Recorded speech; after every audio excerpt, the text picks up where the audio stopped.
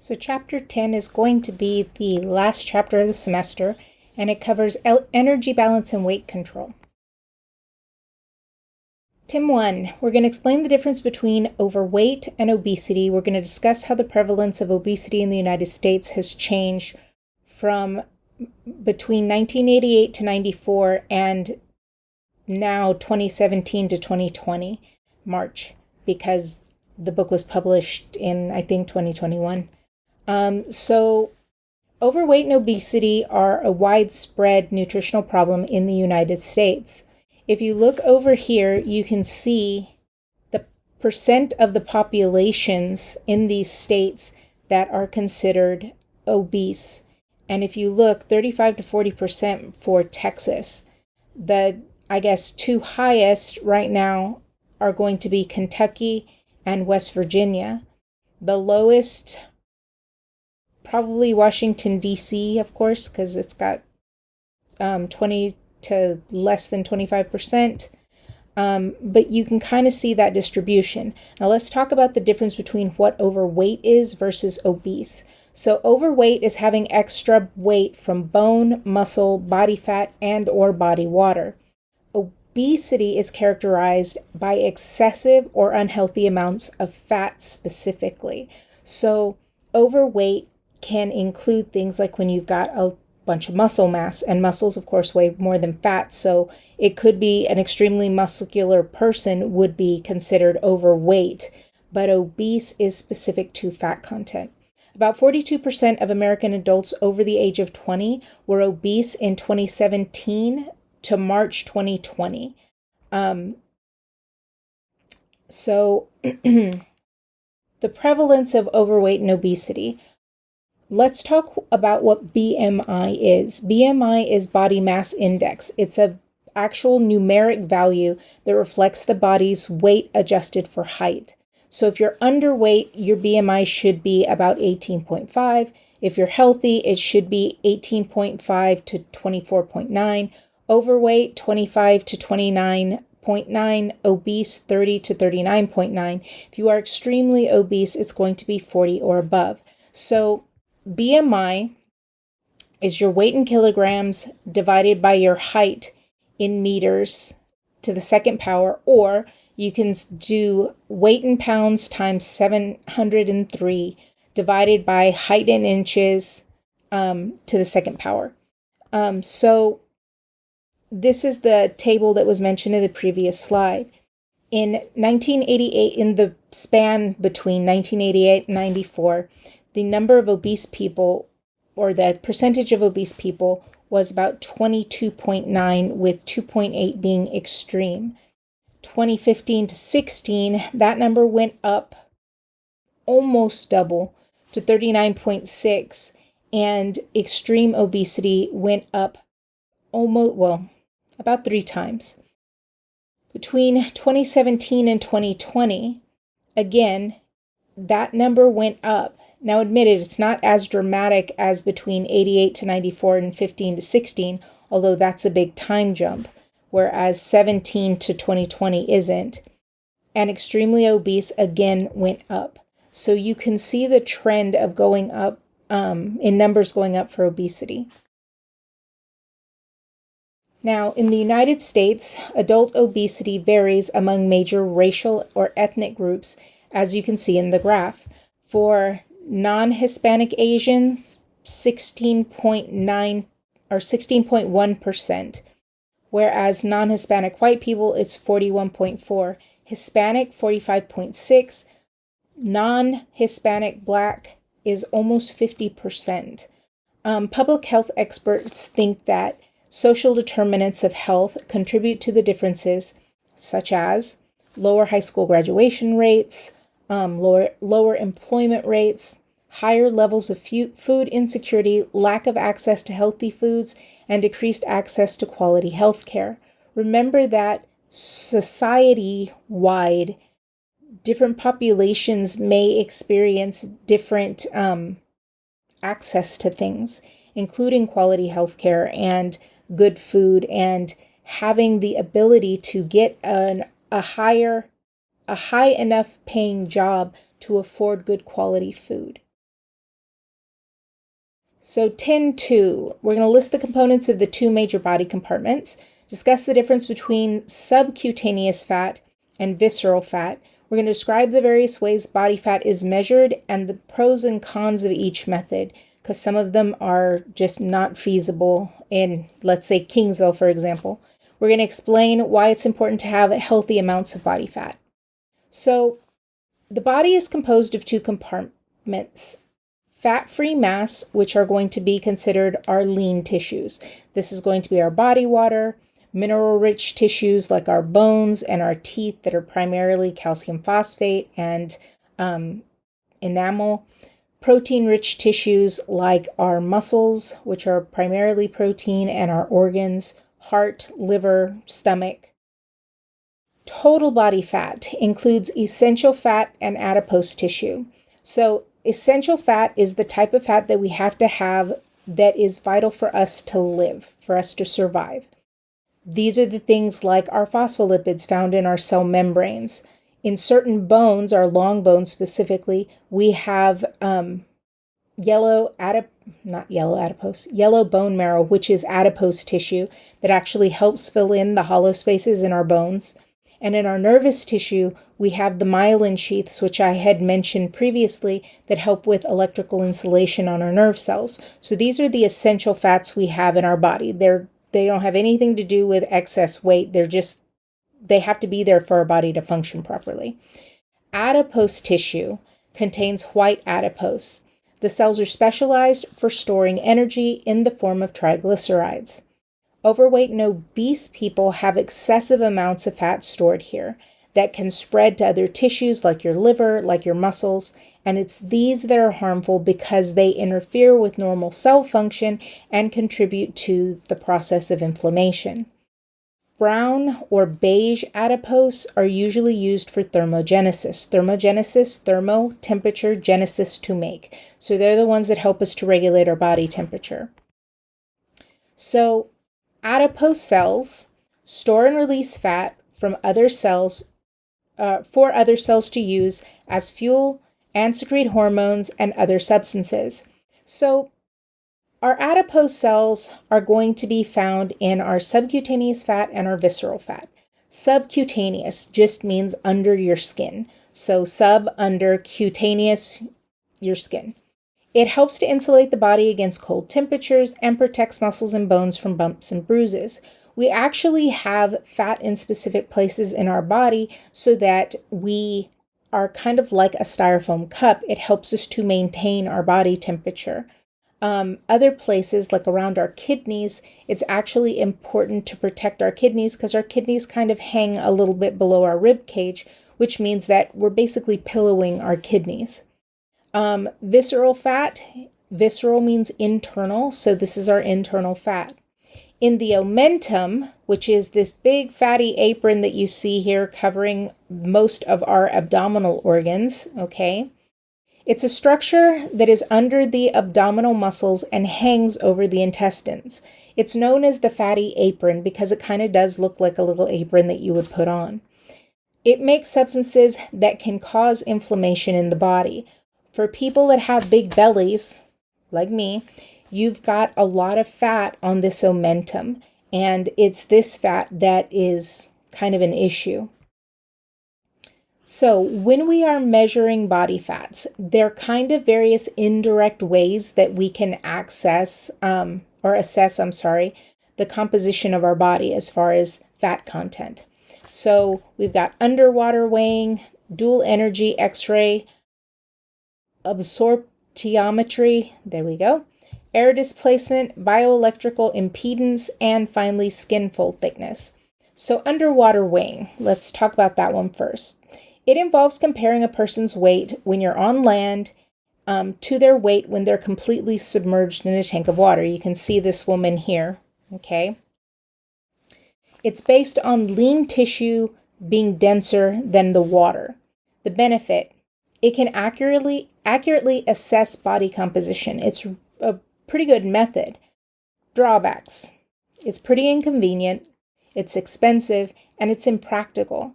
If you don't have the right equipment, if you don't have a pool that you can just put this equipment in and keep in for, as long as you want to keep using it or whatever, kind of like a standard place that you could use it, it's not really a practical way to do this.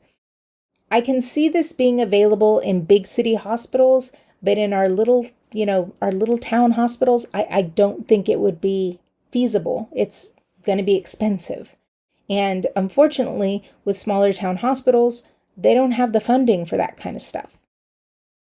Now, dual energy X-ray absorptiometry, DXA. It uses multiple low energy X-rays to scan the entire body, top to bottom. Benefits. It does provide a detailed picture of the internal structures of the body, including the adipose deposits, including the fat deposits. The drawbacks. 1, it's very expensive. Not a lot of people are going to be able to afford to do this. 2, it's not widely available outside of clinical settings. So it's not like you've got one of these in your house that you can use so that you can figure out what your body fat content is. It's just not really something that's commonplace. Air displacement. So with air displacement, the subject sits in what we call a bod pod, okay? It measures the volume of air in the chamber with the person in it versus without, and then it compares them. The benefit, it is very accurate, which is a good thing. The drawbacks, money. The equipment, this bod pod, including the computer and the software that it comes with it, are going to be really expensive. And to be honest, it's not really practical. Again, you'd need a place to put it, you'd need the money to buy it, and not everybody has that. Again, if you're talking about a small town hospital, there's not necessarily going to be a place to have this when you've got places that you need other more important equipment for healing a patient. Bioelectrical impedance. It measures the conduction of weak electrical current through the body. Fat actually does resist the flow of electricity and contains less water and electrolytes than our lean tissues. The benefits. It can be accurate, but the accuracy is dependent on the hydration status, with dehydration overestimates total body fat. So if you've got somebody who isn't drinking enough fluids, if you've got somebody that is dehydrated, it's not going to be accurate in measuring that patient's body fat content.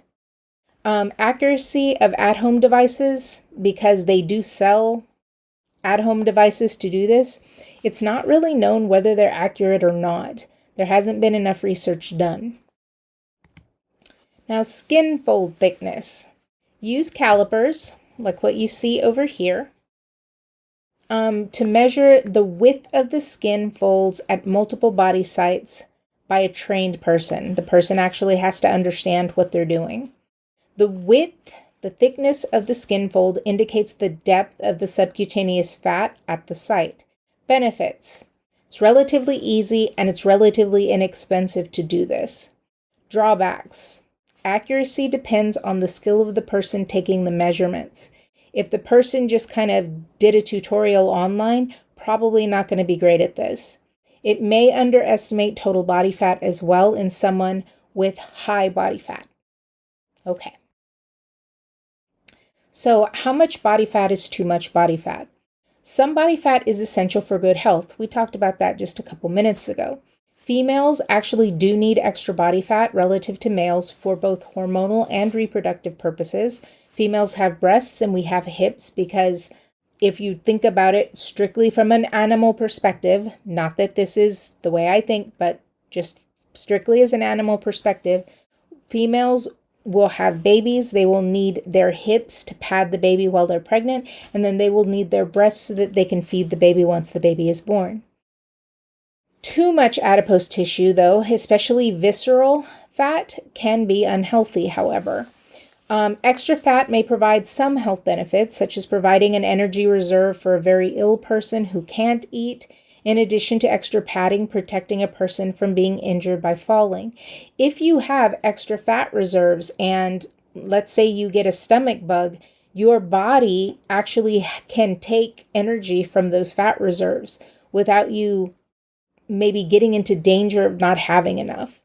So again, if we're talking about body fat percentages, for males 13 to 21, for females 23 to 31 is healthy.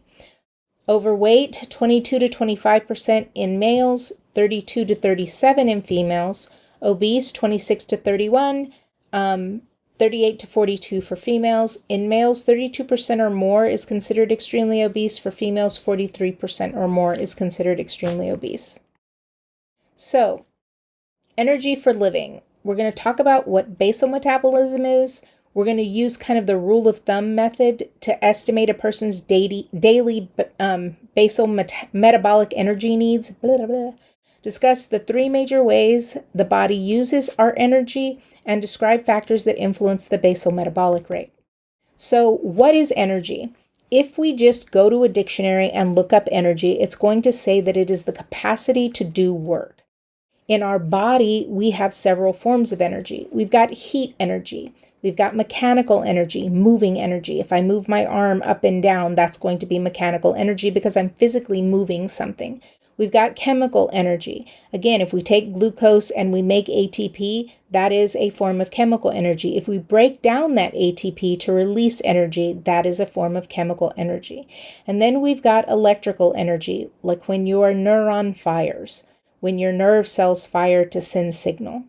The amount of energy in our body, and actually everywhere, is going to be constant because energy can't be created and it can't be destroyed.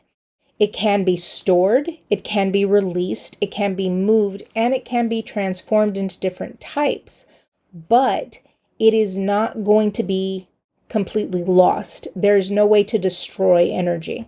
It's the first law of thermodynamics. So let's talk energy intake. The body uses a mixture of biological fuels and oxygen to power it for work.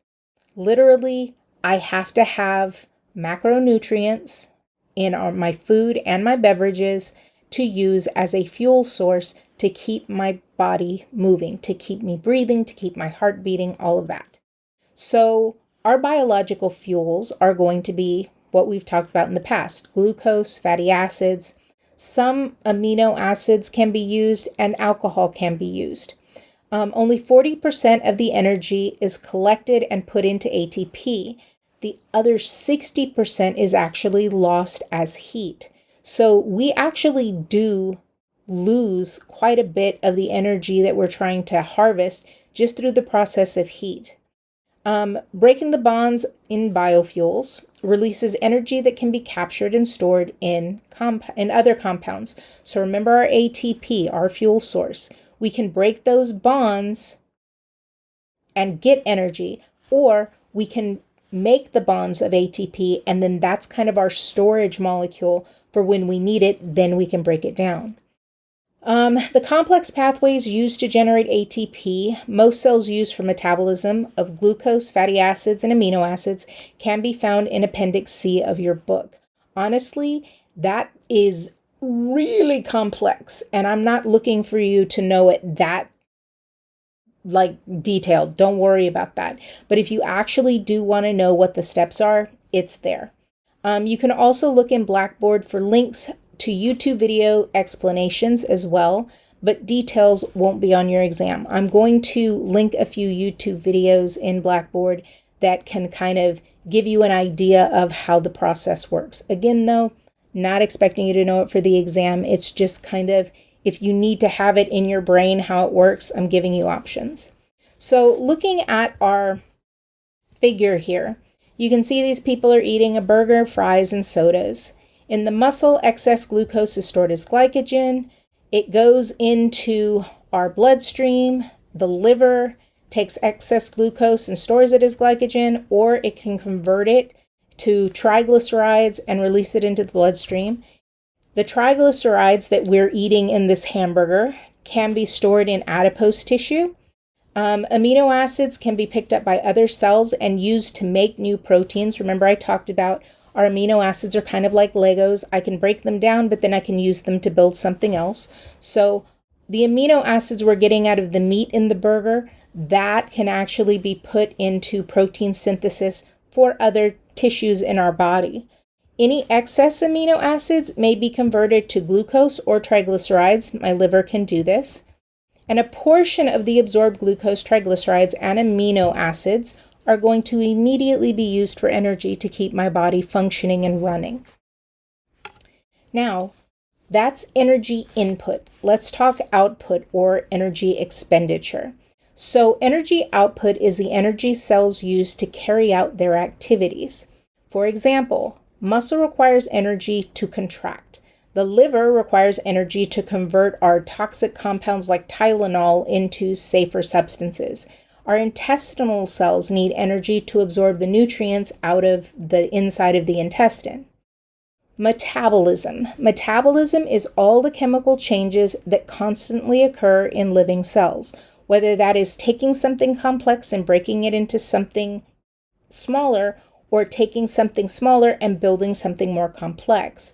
So when we talk about those two divisions, we can say that they are anabolic reactions, which is a reaction that requires energy. I need energy to do this. Or catabolic reactions. These are reactions that release energy. Catabolism can be considered taking something big and complex and breaking it down into something more simple. So if I've got glucose and I'm breaking it down, I can get energy out of that. So catabolic, okay? Anabolic, let's say I've got a whole bunch of amino acids and I want to build a protein. Well, I need energy in order to get all of that machinery to work so that I can build this protein. So that would be anabolic. Now, ways the body uses food energy. That should be uses, not used. Basal and resting metabolism, physical activity, it includes non-exercise activities, which are going to be called NEAT, and the thermic effect of food, which is going to be TEF, which we'll talk about. So if you look, this couple that is running, glycogen is being broken down into glucose in the liver, so I have a fuel source. Fats will break down triglycerides into fatty acids. Again, I can use fatty acids to make ATP. Proteins can be broken down into amino acids, some of which can go to the liver and be turned into glucose, which is our fuel source. In our nervous system, glucose is used to make energy. Other cells, we've got fatty acids that are being used to make energy. Either way, I'm using these molecules to get my body fueled so that it will run. Again, yes, I understand that they're running, but I mean to function. There we go. That's a better word to use.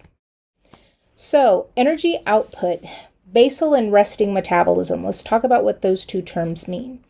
Basal metabolism, most of the body's total energy use. So, your basal metabolic rate, it's the minimal number of calories the body uses for vital physiological activities after fasting and resting for 12 hours. So, what are we talking about? What is the least amount of energy I need to keep you alive? That's what we're talking, basal. What's the base amount that I need? Now, when I say to keep you alive, breathing, circulating your blood, maintaining constant organ function like your liver, your brain, your kidneys, all of these things require a certain amount of energy. So if I don't have enough of that, I'm dead. So that's what we're talking about when we talk basal metabolism. It excludes things like skeletal muscle movement. I'm not talking about getting up and going to the refrigerator to get food. I'm not talking about running a mile down the street. The digestion of food, that's again going to be something extra. That's something on top of just keeping you alive. Absorption and processing of nutrients, again, that's extra. I'm not talking about those things. I'm literally talking about if you're lying in a bed, not moving, how much energy do I need to keep your heart beating, to keep your organs functioning, to keep you breathing? Now, resting metabolic rate. The body's rate of energy use a few hours after resting and eating that is slightly higher than our basal metabolic rate. So instead of 12 hours, now we're talking about maybe 5 to 6. Estimating calories for our basal metabolic rate. What's the rule of thumb? For males, it's about 1 kcal per kilogram per hour. In females, it's going to be 0.9 kcals per kilogram per hour. So again, this is rule of thumb. It may be different, but if we're just talking about kind of an average formula, these are the average formulas for males and females. So, factors that influence our metabolic rate. So, things that increase our metabolic rate. If you have more muscle, muscle actually needs more energy than fat does.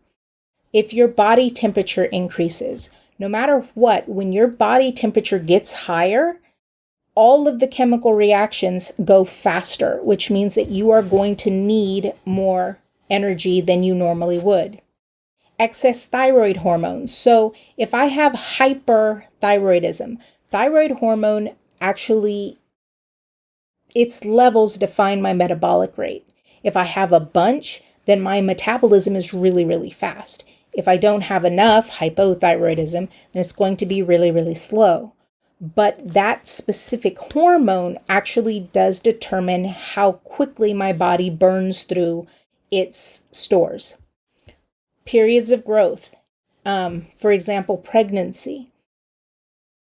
My BMR goes up, my basal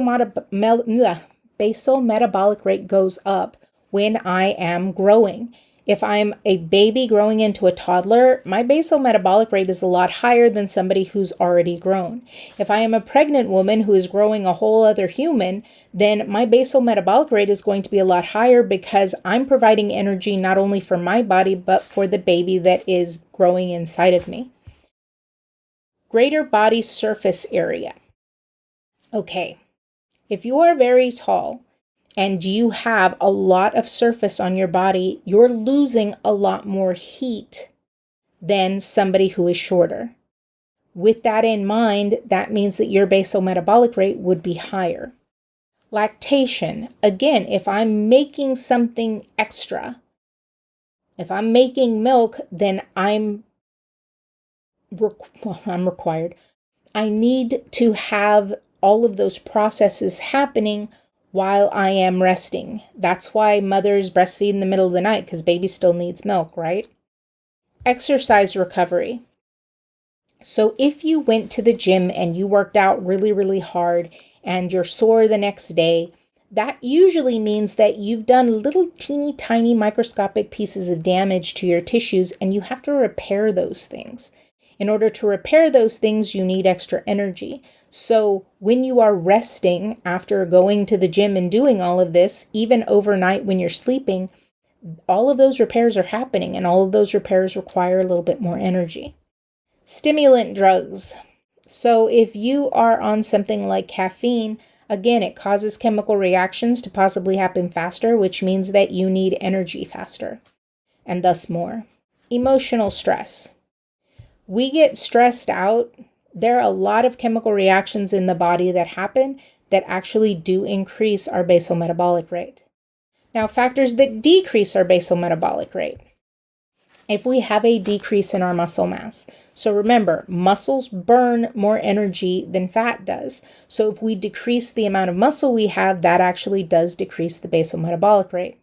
Starvation or very low calorie diets.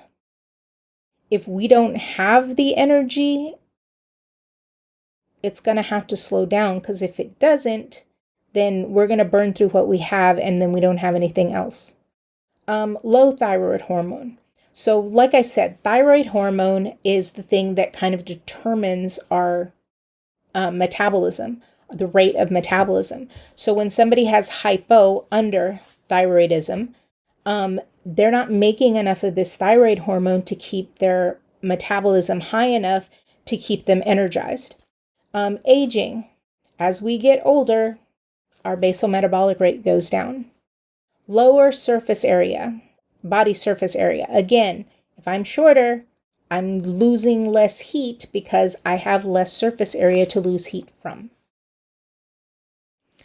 So,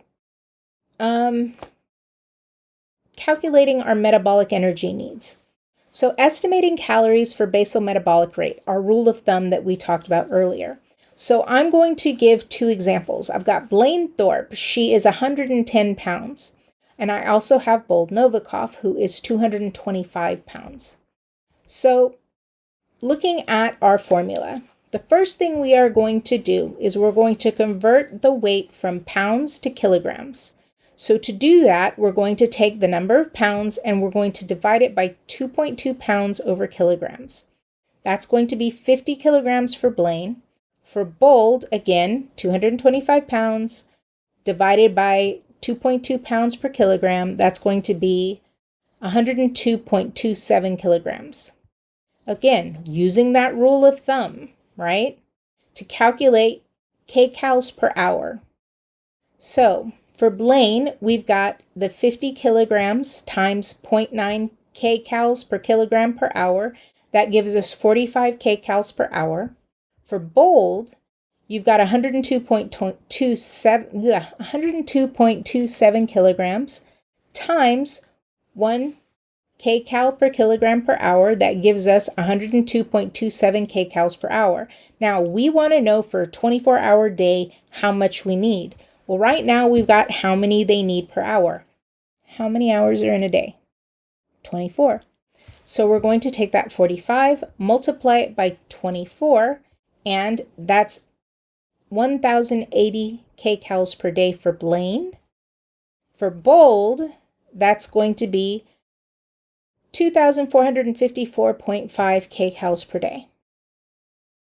If I give this to you on your exam, I will make sure that I give you the conversions and I will make sure that I give you the formula. Don't forget that on your exam, you have access through Connect to a calculator. When you are taking your exam with Proctorio, you have access to a calculator. Either way. So, physical activity. Voluntary skeletal muscle movement that increases energy expenditure above basal energy needs. This is what physical activity is. It can alter, increase or decrease such activity. Calorie expenditure, how many calories you're going through, how many calories you're spending, depends on the type of activity. Are you walking at a brisk pace? Are you running in a marathon? Are you swimming, but just kind of with your friends at a pool? Or are you swimming laps in a pool? What type of activity are you doing? The duration. Were you walking for 10 minutes? Were you walking for an hour? The intensity. Again, how much effort are you putting into it? Are you swimming vigorously, doing laps in a pool, or are you just playing around with your friends at the swimming pool? So intensity, the degree of effort used during the activity. Also, the weight of the person. The heavier the person is, the harder the muscles actually have to work to give you the physical activity that you're doing. With that in mind, the heavier you are, the more energy you're expending. So looking at 10.4 here, this is approximate caloric output, 30 minutes of activity for a 150-pound person. If we're talking about cycling 15 miles per hour for 30 minutes, that's 408 calories. If we're talking about hiking for 30 minutes, that's about 204. Sitting and sewing, that's 33. Housework is about 102.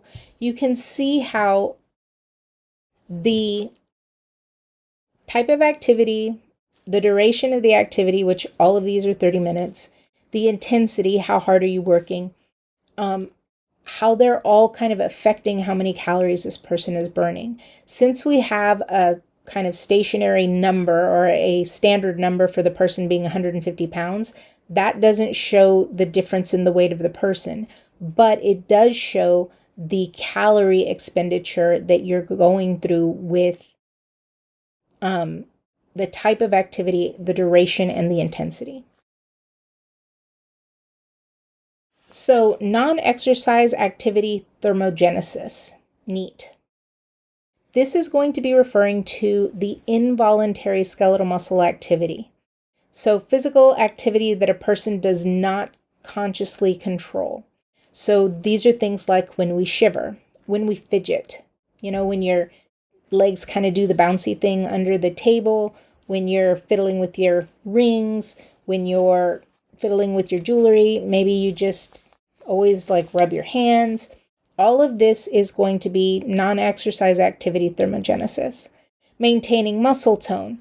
When I am here and I'm doing these lectures, I have muscles in my back and in my neck and in my arms that are basically contracting the entire time, keeping me upright, keeping my hands where I need them instead of just flopping down. Like, I still have muscles that are working and controlling my posture.